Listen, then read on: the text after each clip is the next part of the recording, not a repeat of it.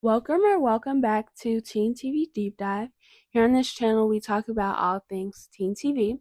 And today's topic is going to be on the parentification and neglect of kids in teen TV. It's a little bit different from what I normally do in the normal format. It's going to almost be kind of video essay-ish along the lines of that, but I'm super excited and I think it's fun to try something new. So yeah, in today's video, we're gonna define what parentification is, give some specific character examples, and also just get down to the bottom of why are we constantly seeing this in shows that are targeted towards Gen Z audiences. So like I said, I wanted to give a clear definition of what parentification is and how I'm going to define it throughout the video. So parentification is when a child or adolescent is obliged to support the family system in ways that are developmentally inappropriate or overly burdensome. And there are two types. We'll get into both, but one type of parentification is instrumental. That'll be things like chores, cleaning, or taking care of your siblings. Kind of think like Fiona from Shameless. Or we have emotional parentification, and that's being the therapist or emotional support of a parent when you're actually the child. So now that we're on the same page and I've given you the definition of parentification and what it looks like, now we can get into some specific character examples. I think the best example of this would be Ginny from Ginny and Georgia. It's clear that we see that Ginny feels like she's the more mature one in the family because Georgia had Ginny at a very young age, and she's just been navigating being a young mom to the point where Ginny and her younger brother's Austin life hasn't been very stable. They move around from place to place. Georgia hasn't chosen the best of relationships to be in. So Ginny doesn't really view Georgia as a mom. And Georgia doesn't really symbolize stability and comfort for Ginny. So we see that a lot of typical teenage problems that Ginny goes through, like school, struggling with that, and relationships, and just balancing her emotions, she tries to navigate on her own. And she views that if she goes to Georgia, it's kind of the last resort. And the problem has normally, when she finally goes to her mom to talk about it, the problem has gotten really big and has probably been blown out of proportion because she could have nipped it in the bud a lot sooner if she went to her mom for things, but she doesn't.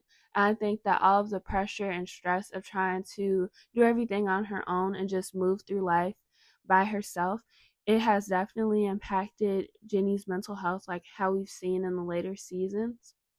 But I do think, on the other hand, that her being with her dad, Zion, he is a lot more stable for her, and she views him as a true parental figure over Georgia.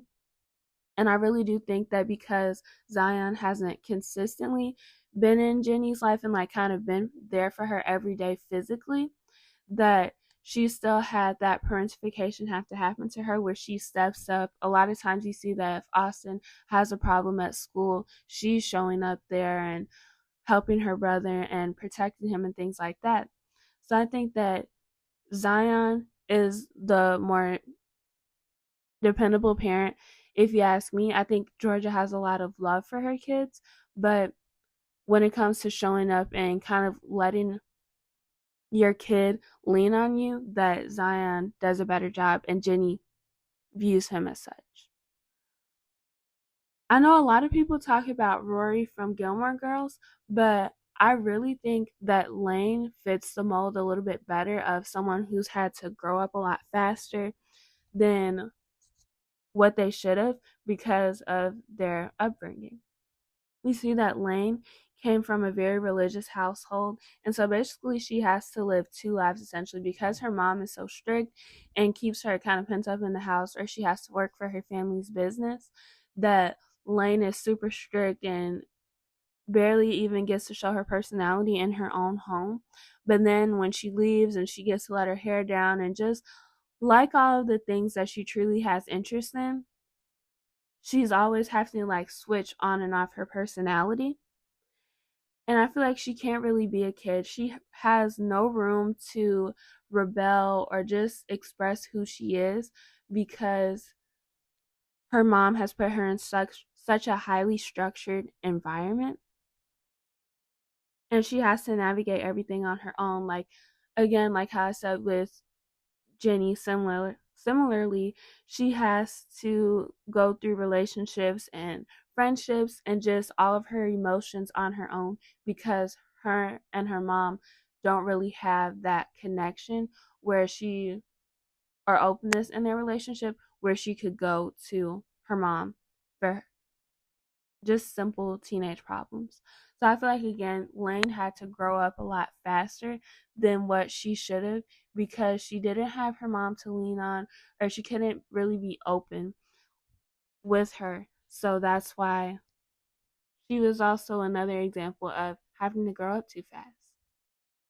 Now, I've given you guys quite a few examples of the parentification part, but and like just having a parent that's kind of immature.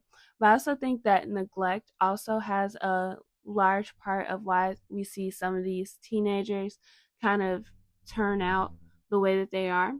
And I think the best example from a neglectful parent would be JJ from Outer Banks. Even though he was disguised as kind of the wild card of the group, pretty unpredictable, he really cared about his friends, literally to the point where he would be willing to put his life on the line for them multiple times, go to jail for them. He would just always put himself on the line for the safety of his friends. I think he's definitely stepped up to become kind of the dad of the group because he cares so much and he hasn't had someone do the same for him. He goes out of his way to make sure that his friends are taken care of, especially when they go through those long periods of time where they really have no one but each other. JJ really steps up to the plate. So now that I've given you guys some more examples, we still see so many more of that in teen TV, like Veronica from Riverdale, and honestly, Jughead too. Now we need to get to why are shows for Gen Z using this trope? Why is it so popular in TV shows that are targeted to our generation?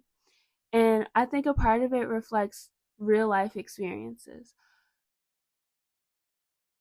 So many people have those childhood memories and almost traumas as well that stick to them. So that's why they're in these stories. It's speaking to some people's truth. But I also feel like more than ever, it's been this pressure for Gen Z to grow up a lot faster than what they should. Just because of a lot of instability in homes, like money problems or parents struggling with their mental health as well. It's made this pressure for teenagers to feel like they have to grow up a lot faster than what they should. They have to go get jobs to be able to support their family. Their parent isn't mentally there to be present and support their kids, so their child is battling with their own emotions and their mental health as well on their own because the parent just can't show up for them. And so I think that all of the different types of just family setups and family structures and relationships are also a vital part of representation that we should see in teen TV.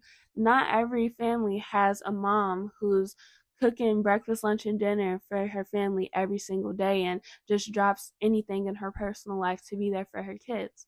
Not every family has a dad who's rich and is the breadwinner of the family. There are some families that are struggling. They don't have two parents in their household. Their parents may struggle with their mental health as well. So I feel like it's all very important and plays to a bigger picture of making Gen Z feel truly represented on screen. So that's it for today's video.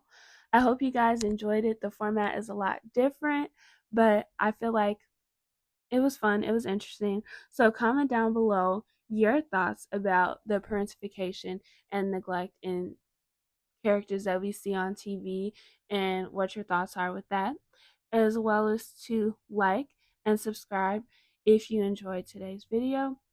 And be sure to follow me on my other social medias on Facebook, Instagram, and Threads, all at Teen TV Deep Dive podcast for more.